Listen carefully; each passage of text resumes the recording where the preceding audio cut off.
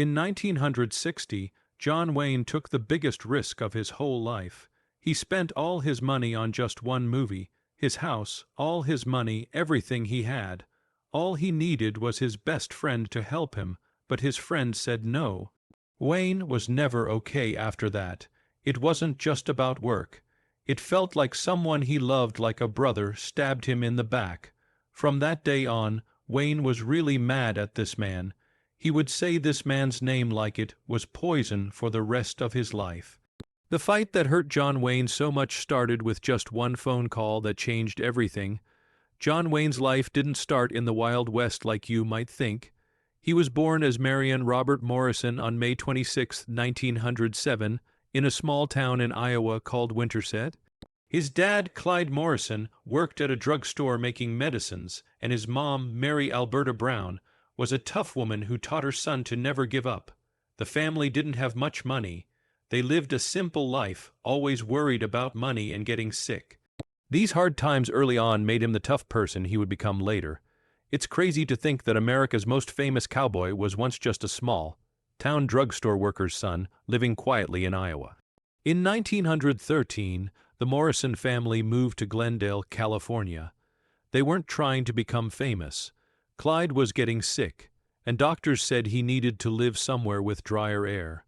They tried to make money on a farm in the desert, but the land was too hard to work on. Nothing would grow, and all their money was gone. The farm idea didn't work. They had to give up and go back to Glendale. They felt bad about failing, but they didn't quit. These tough years taught young Marion that hard work was important and you should never give up. It was in Glendale that Marion got the nickname that would stick with him forever. He walked everywhere with his dog, an Airedale Terrier named Duke. The local firemen started calling them Big Duke and Little Duke. Marion liked the name Duke way better than his real name, and it stayed with him all the way to when he became a movie star. What started as a nickname from his dog became part of his famous story. At Glendale High School, Marion did really well in his classes and on the football team. His dream was to help his country, so he tried to get into the U.S. Naval Academy. He almost made it, but not quite. Instead, he got a football scholarship to the University of Southern California. There he played with guys who would later become famous football players, and everyone knew he was disciplined and strong. But then something bad happened. A body surfing accident hurt his shoulder really bad. The injury made him lose his scholarship and his dream of finishing college. He had no money and needed a job, so he got work at Fox Studios moving things around, making $35 a week. That bad luck accident actually put him on the path to becoming a movie star. A connection through his football coach helped him get his first job in movies. Tom Mix, who was a cowboy in silent movies, helped him get a summer job at Fox. It was there that Marion met director John Ford, who saw something special in the tall, strong young man. He got small parts in movies, and slowly Marion learned how the movie business worked. His first movie role where his name was in the credits came in 1929 under the name Duke Morrison. Little by little, he was finding his place in the movie world. The name John Wayne was picked without him even being there. In 1930, director Raoul Walsh gave him the main role in The Big Trail, a huge movie about people traveling west on the Oregon Trail. They needed a new name for him, and after talking about it, they decided on John Wayne. The Big Trail cost more than $2 million, used 20,000 extra people, 700 animals, 293 main actors, and they traveled over 300 miles across 7 states. But the movie was a flop. The Great Depression meant theaters couldn't afford to buy new equipment for the special widescreen. The movie failing almost ended his career before it even started. For almost 10 years, John Wayne worked in over 70 cheap Western movies. The work was fast, cheap, and really tiring. He played the same kind of character over and over, even trying to be a singing cowboy. It wasn't glamorous at all, but these movies taught him how to work with cameras, connect with people watching, and get tougher for what was coming next. Columbia Pictures made things even worse for him. When the studio boss Harry Cohn found out Wayne was dating one of his actresses, he embarrassed him. Wayne had to play dead people and bad guys in small, embarrassing parts. He never forgot it. Even after becoming a star, he refused to work for Columbia ever again. Then came the break that changed everything. In 1939, John Ford fought to give Wayne the part of the Ringo Kid in Stagecoach. Studios thought Wayne was a washed-up cheap movie actor. Ford didn't care. Stagecoach came out on March 3, 1939, and was 96 minutes long. It was a hit. The movie made Wayne a star and changed Western movies forever. John Wayne looked like America's greatest war hero in movies. But the real story behind that image was much more complicated. When the U.S. went to war in December 1941, Wayne was already 34 years old. He was married and had 4 kids. This meant he didn't have to go fight because his family needed him. That meant he could stay home, but people still talked about it. Other stars like Clark Gable and Jimmy Stewart didn't think twice about going. Stewart was first told he was too skinny, but he ate more so he could join the Army Air Forces. He flew 20 dangerous missions and became a brigadier general. Gable fought as a gunner on planes over Europe. Wayne stayed in Hollywood. His studio, Republic Pictures, wanted him to stay out of the Army. They didn't want to lose their star. Some people said Wayne asked them to help him stay home. Others thought he felt bad about staying behind. At one point, the government changed his status to say he was fit to serve. But with Hollywood's help, he got a different status instead, saying he was making movies for the war effort. This bothered him for the rest of his life. People called him someone who avoided the war. His wife later said his extreme love of country later on was his way of making up for not fighting when others did. From 1948 to 1950, Wayne starred in John Ford's famous cavalry trilogy. It started with Fort Apache in 1948. In it, Wayne played Captain Kirby York, a soldier who wanted peace with Native Americans. This was unusual for Western movies at that time. It was one of the first to show Native Americans in a good way. Then came She Wore a Yellow Ribbon in 1949. Wayne played Captain Nathan Cutting Brittles, an old soldier about to retire. This was Wayne's favorite role. The film's colorful shots won an Academy Award. The views of Monument Valley became legendary. In 1950, Rio Grande finished the trilogy. Wayne starred with Maureen O'Hara for the first time. The story was about family, duty, and making things right. These movies changed Western films. They mixed action, humor, and deep characters. They inspired future filmmakers and helped make Wayne larger than life. In 1948, Wayne worked with Montgomery Clift on Red River. The movie became famous not just for the story, but for the real tension between the stars. Wayne, who played the tough cattle owner Thomas Dunson, didn't understand Clift's method acting style. He thought Clift was stuck up. Clift felt uncomfortable with Wayne's tough guy attitude. They didn't like each other, and it showed on screen. Their final fist fight felt real because of it. The clash between them was about more than just two men. It showed how Hollywood was changing. The old stars like Wayne were being challenged by a new kind of actor who focused on feelings and psychology. Red River became a landmark film not only for its action, but for showing this change in movies. Wayne's critics often said he wasn't a real actor, just a tough guy who looked good on camera. But in 1949, Sands of Iwo Jima changed that. He played Sergeant John Stryker, a strict Marine drill instructor. Stryker was hard on his men, but deep down he cared about them. Wayne showed both strength and soft feelings in this role. People were surprised by how good he was. The Academy gave him his first Best Actor nomination. The movie made over $6 million, which was a huge success for that time. Wayne proved he had real acting skills, and many critics who doubted him changed their minds. Even though Wayne didn't serve in the war, he worked hard to support the troops. In 1943 and 1944, he spent 3 months on a USO tour in the South Pacific. He visited bases and hospitals, making wounded soldiers feel better. He even had a secret job during this tour. The head of the Office of Strategic Services asked him to report on whether General MacArthur or his staff were causing problems for the OSS.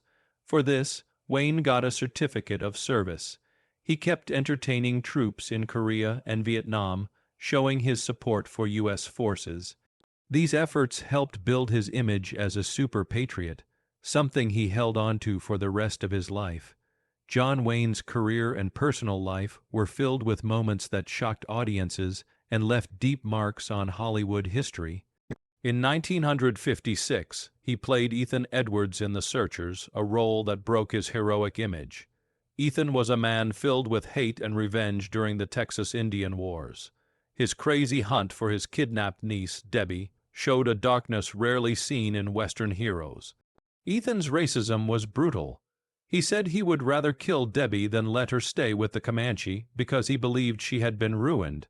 The film's harsh focus on racial purity shocked audiences at the time. One scary moment showed Ethan shooting out a dead Comanche's eyes so the spirit would wander forever. In the final scene, Ethan walked into the desert alone and doomed by his own hatred. Some people even think Ethan was Debbie's real father from an affair with his brother's wife, which added another painful layer to the story.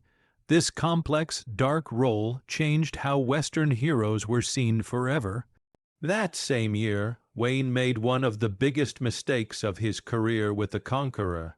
Cast as Genghis Khan, Wayne was totally wrong for the part as the 12th century Mongol leader, surrounded by white actors in makeup.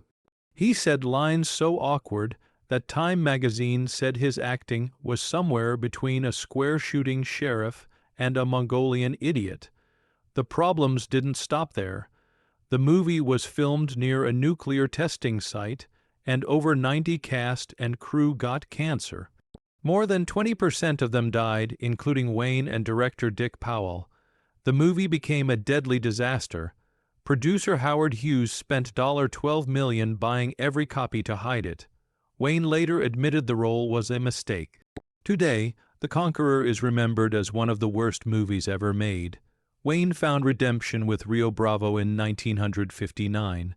Directed by Howard Hawks, it told the story of a sheriff who, with the help of a drunk deputy, a disabled man, and a young gunslinger, fought off a gang until help arrived. Wayne starred alongside Dean Martin, Ricky Nelson, and Angie Dickinson. The movie mixed action with humor and friendship, offering a fresh take on Westerns. It was meant as a reply to High Noon, where the hero begged for help. Here, the sheriff stood strong with loyal friends. Rio Bravo was filmed in Arizona and in 2014 was added to the National Film Registry for its cultural impact. Its mix of tension and warmth changed Westerns forever. Wayne's dream project, The Alamo, almost ruined him. For 15 years, he tried to bring the story to life. He finally succeeded by agreeing to direct, produce, and star in it. He used his house as collateral and put his fortune on the line, spending over $12 million. He filled the cast and crew with family and friends. Despite the grand sets and big names like Richard Widmark, the movie got mixed reviews and struggled at the box office. Its aggressive marketing backfired. The movie won only 2 Oscars out of 7 nominations. Wayne's gamble left him close to going broke, but it showed the risks he would take for his vision. In 1962, Wayne starred in The Man Who Shot Liberty Valance, John Ford's Goodbye to the Western. The movie told the story of how a lie shaped history. Wayne played Tom Donovan, the man who really killed the outlaw Liberty Valance, but the credit went to James Stewart's character, Senator Stoddard. The famous line, "When the legend becomes fact, print the legend," summed up the film's message. Wayne's character gave up everything, love, happiness, and fame so others could build a better world. Critics weren't sure about it at first, but today it's seen as one of Ford's greatest works. Wayne's role captured the end of an era. Wayne's personal life was just as dramatic. His first marriage to Josephine Saints seemed like a fairy tale. They got married in 1933 and had 4 children, but fame and a 3-year affair with Marlene Dietrich destroyed their marriage. Dietrich fell for Wayne the moment she saw him. Their affair was so public that even the FBI watched it. Their romance ended his marriage and became part of Hollywood legend. Josephine tried to save their marriage by bringing in a priest to counsel Wayne, but this only pushed him further away. Wayne saw it as an attack on his freedom. The couple separated in 1943, and their divorce was final on December 25, 1945. His second marriage to Esperanza Ceballos Bor was filled with violence and jealousy. They married in 1946, and their home became a war zone. Ceballos once shot a gun at Wayne after a party. Their fights were constant. Ceballos accused Wayne of having an affair with Gail Russell. Wayne accused Ceballos of being a drunk. Their divorce in 1954 ended a marriage that became one of Hollywood's ugliest. Wayne's third marriage to Pilar Paley started with passion but soon turned dark. They met in 1952 in Peru, while Wayne was still married to Ceballos. Pilar became pregnant, but Wayne forced her to have an abortion. Fearing scandal, Pilar struggled with depression and tried to kill herself. They married after Wayne's divorce and had 3 children, but the marriage was haunted by its tragic start and Wayne's cheating. John Wayne and James Arness were as close as brothers. Their friendship began in the golden age of Hollywood. By the early 1950s, Wayne was already a giant in the movie world. He helped Arness get the role that changed his life. Wayne pushed for Arness to play the lead in Gunsmoke. That role made Arness famous for 20 years. When Gunsmoke first aired, Wayne even appeared on the show. He introduced Arness to the audience using his own star power to help the show succeed. Their friendship seemed unbreakable, but everything fell apart in 1960. Wayne spent years and a fortune making The Alamo. He wanted Arness in the movie. He expected it as a show of loyalty, but Arness didn't come. No clear reason was given. Wayne saw it as betrayal. The hurt went really deep. He never forgave Arness. From that day on, they never appeared together again. Their friendship ended not with a fight, but with silence that lasted for decades. Wayne's grudges didn't stop there. Gene Hackman felt his anger too. The weird thing is Wayne and Hackman never even worked together. Wayne, born in 1907, was old school. Hackman, who became famous in the 1960s and 1970s, brought a new kind of acting. Wayne hated it. He called Hackman the worst actor in town and awful. He didn't just say it once. He said it over and over in front of other people. His daughter Acey said her father tore apart Hackman's performances whenever he saw them. The strangest part, Wayne never explained why. Hackman won 2 Oscars and became known as one of the greatest actors of his time, but Wayne couldn't see it. To him, Hackman was a symbol of everything he disliked about the new Hollywood. Clark Gable also got on Wayne's bad side. Gable clashed with director John Ford during Magambo in 1953. Ford, famous for being tough on actors, made life hard for Gable and Ava Gardner. Gable walked off the set more than once. Wayne, who made over 20 movies with Ford, took Ford's side. To Wayne, loyalty meant everything. He called Gable extremely handsome in person, but said, "Do you know why Gable's an actor? It's the only thing he's smart enough to do." He said things like that often. Wayne's words weren't just insults, they were a warning. Cross his friends and you crossed him. Wayne's fight with Frank Sinatra was even bigger. Their politics couldn't have been more different. Wayne was a firm conservative. Sinatra supported civil rights and was close to President John F. Kennedy. When Sinatra hired a blacklisted writer, Wayne attacked him and even questioned Kennedy's choices. Their clash wasn't just about politics. In Las Vegas, Sinatra's loud parties kept Wayne awake. One night, Wayne had enough. He stormed into Sinatra's room and slapped the bodyguard who stood in his way. The fight almost turned violent more than once, but time made things better. In Wayne's later years, Sinatra visited him during his final illness. The old enemies found respect for each other in the end, but the battles they fought became part of Hollywood legend. Then there was Harry Cohn. In 1931, Wayne worked for Columbia Pictures. Cohn, known for his harsh ways, embarrassed Wayne over a rumored romance. He said, "When you're at this studio, you keep your pants buttoned." Wayne couldn't believe it. Things got worse. Cohn gave him terrible roles like playing a dead person or a traitor. After Maker of Men, Cohn ended Wayne's contract. Wayne's career almost ended there, but he never forgot. When Cohn offered him the lead in The Gunfighter in 1950, Wayne said no. Gregory Peck took the part instead. In 1969, Wayne still spoke of Cohn with hate. He said he'd rather quit than work for him again. In the end, Wayne became a legend. Cohn's power faded away. John Wayne's power in Hollywood wasn't just about the movies he made.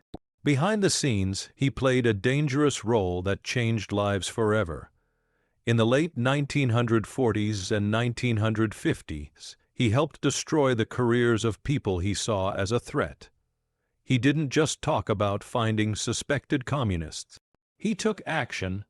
As a member of the Motion Picture Alliance for the Preservation of American Ideals, he proudly supported the House Un-American Activities Committee.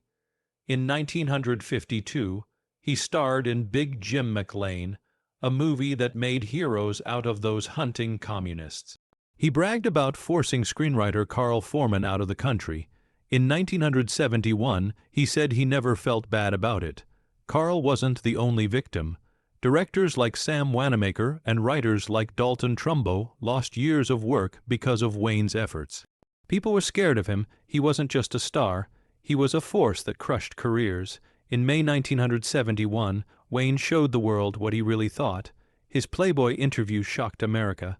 He didn't hold back. He said, "I believe in white supremacy until the blacks are educated to a point of responsibility." He didn't want black Americans in positions of power.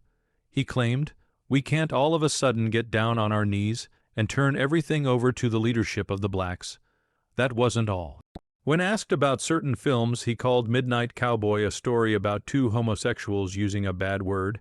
Even in the early 1970s, people were stunned. The civil rights movement was fresh. The Stonewall riots had shaken the country.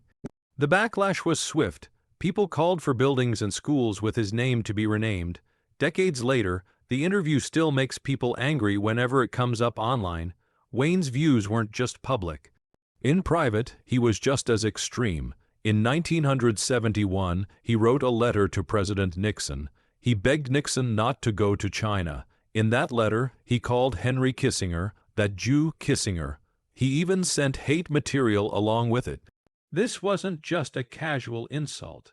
It showed how deep his anger went. Wayne's letter showed a side of him that most people never saw. He wasn't just a loud conservative. He was willing to use ugly, hateful language to get his way. 2 years later, Wayne almost caused chaos on live TV. In 1973, at the Oscars, Marlon Brando refused his Best Actor award for The Godfather. He sent Native American activist Sacheen Littlefeather to speak for him. She stood on stage and talked about the poor treatment of Native Americans. The crowd booed and jeered. Backstage, Wayne lost control. He tried to storm the stage. According to reports, it took 6 security guards to hold him back. He was 65 at the time, but his rage was clear. The Academy later said sorry to Littlefeather, calling what she went through abuse. That night remains one of the Oscars' most violent moments. But Wayne wasn't just known for his anger and his politics. In 1970, he finally won an Oscar. After over 150 movies, the Academy gave him Best Actor for True Grit. He had been overlooked for decades, even though he starred in classics like Stagecoach, Red River, and The Searchers. When Barbra Streisand announced his win, he was stunned. He joked, "Wow, if I'd known that, I'd have put that patch on 35 years earlier." The eye patch from his role as Rooster Cogburn became a symbol of his long-awaited victory. That Oscar was his only competitive win. People saw it as a Lifetime Achievement Award in disguise. 5 years later, Wayne did something no one expected. He teamed up with Katharine Hepburn in Rooster Cogburn. Fans were excited to see two legends on screen together. At last, she played a strong, willed woman who clashed and connected with Wayne's rough marshal. They had never worked together before. Off-screen, they respected each other. The movie became a rare chance to see two giants share the spotlight. In 1976, Wayne's final movie felt like a goodbye. The Shootist told the story of a dying gunfighter. Wayne played J.B. Books, a man with cancer trying to find peace. The role hit close to home. Wayne had beaten lung cancer but was sick again. 3 years after the movie, he died of stomach cancer. He had chosen his cast carefully, including Lauren Bacall and James Stewart. He even shaped the script to protect his image. He refused to let his character shoot anyone in the back. In the end, the movie became his goodbye. John Wayne was seen by many as the ultimate American cowboy. But his toughest battle didn't happen in a movie. It happened in a hospital. In 1964, he fought lung cancer. Doctors removed his entire left lung and 2 ribs. He didn't hide it. He spoke openly about cancer. He called it the Big C and tried to break the stigma. For a while, it seemed like he had beaten it, but in January 1979, he went in for what should have been simple gallbladder surgery. That's when doctors found cancer in his stomach. They removed his whole stomach to save him. At first, the doctors said his chances looked good, but the cancer had already spread. In May 1979, he was back in the hospital. This time, it was for the final round of his fight. On June 11, 1979, he died at 72. The news left the nation in shock. The man who survived gunfights on screen and cancer once before had lost to the disease he had faced so bravely. His death felt like the end of an era. Millions mourned the man they called the Duke. After his death, the country moved quickly to honor him. In 1979, Congress approved a special Congressional Gold Medal for him. That medal is one of the highest honors a civilian can get in America. It showed his face based on a photo from when he filmed The Alamo. On the back, it showed him on horseback in Monument Valley. That scene reminded people of his famous Western roles. The public loved the medal. Over 1.5 million copies were sold. A 3-inch bronze copy cost $30. A smaller one cost $1. On March 6, 1980, his family received the gold medal. That same year, President Jimmy Carter gave him the Presidential Medal of Freedom. These awards made it clear how much the nation valued him. Some critics argued over whether he truly deserved these honors, but the medals showed the deep gratitude people felt. His fight against cancer didn't stop with his death. In 1985, his family started the John Wayne Cancer Foundation. Later, they helped set up the John Wayne Cancer Institute at St. John's Health Center in Santa Monica. The foundation's goal was simple. It wanted to bring courage, strength, and grit to the battle against cancer. It funded research, education, and programs to raise awareness. The institute became a leader in cancer research. It worked on immunotherapy drugs and new surgery methods. One of its programs, called Block the Blaze, teaches young people how to protect themselves from skin cancer. The Wayne family stays active in this mission. They help the foundation keep fighting. Thanks to these efforts, John Wayne's name is tied not only to movie heroics, but also to real progress in the fight against cancer. Millions of lives have been touched by this work, but not all parts of his legacy brought pride. In 2019, something from his past stirred up anger online. Parts of an old interview from 1971 came back into the spotlight. In that interview, he had made openly racist and homophobic remarks. He had said, "I believe in white supremacy until the blacks are educated to a point of responsibility." He had also used bad words when talking about movies like Midnight Cowboy. The interview spread fast on social media. Thousands reacted. Many called for his name to be removed from public places. Some said it was time to cancel him. His family spoke out. They asked people to remember him as a caring family man and a person who helped others. They warned against judging someone only by words from long ago.